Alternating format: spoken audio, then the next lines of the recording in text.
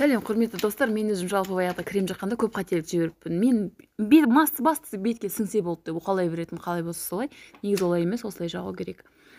Қажетті жерге кремді жағып аламыз да, осылайынан уқалаймыз, міне осылайынан.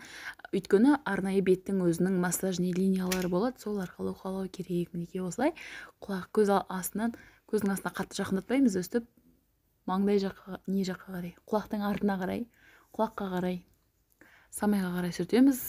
Ал мұрынның кремін үстіге қарай жылжытамыз. Оны өздеріңіз білесіздер, төмен қарай жылжытса түк етпейді, мұрынға өйткені көп әжім түспейді. Маңдайдағыны маңдайға қарай сүртеміз да, екі жаққа қарай майдалап бөліп аламыз да, оны шаштың түбіне қарай тартамыз. Яғни маңдайдың жоғары қарай тартамыз. Төмен қарай жақпаймыз кремді, өйткені ол әжімнің түсуіне, терінің салбырауына әкеп соғады. Сондықтан да жоғары қарай көтеріп жағатын боламыз осылайынан. Және де көздің айналасына күндегі кремді жағуға болмайды, албатты кремді, оның қасына негізі арнайы көзге арналған крем жағу керек. Өйткені көздің терісі өте нәзік, ол жерге көбірек әжім түседі. Сондықтан да арнайы көзге арналған, көздің маңдайына арналған крем жаққан дұрыс. Мінекей бетімізге осылайынан қатты сипаламаймыз, ақырын ғана ұстап, осылай құлағымыздың жанына дейін өстіп созып жағатын боламыз. Төмен жақтағыларды жоғары қарай көтеріп, құлақ жаққа қарай осылай массажный линиялармен осылай жағамыз кремді. Сол кезде бетімізге бұл бір жағынан крем жаққандағы сауаттылық деп аталады. Осылай жаққан дұрыс екен. Мен жалпы өзім көп қателік жібергеннен кейін сіздерге де бір пайдасы болсын деп жатырмын.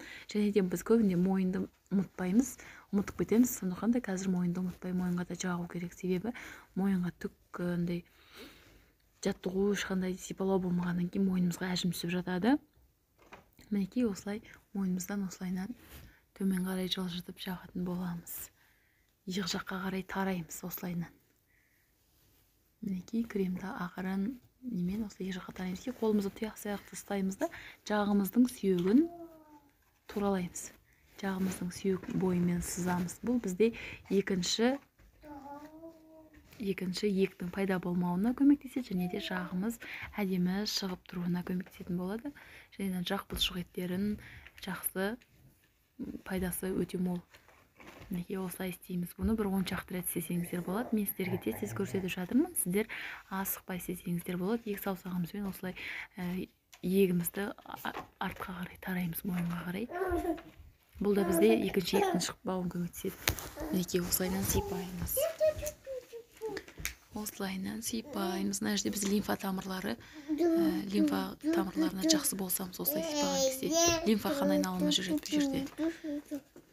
Мінекей осылай жағып шығамыз, және де құлағымыздың қастарын осылай қалап шығамыз. Өстіп асықпай шекеңізді тартып, үстіге қарай созып жаттығызсаңыз болады. Мінекей осымен біздің осылай крем жағу әдісіміз бітті. Сіз қалай жағып жүрдіңіз, дұрыс жақтыңыз ба, или мен сияқты қателестіңіз ба? Пікірге қалдыра кетіңіз өз ойыңызды. Сіздермен болған Балжан. Сау саламатта болыңыздар.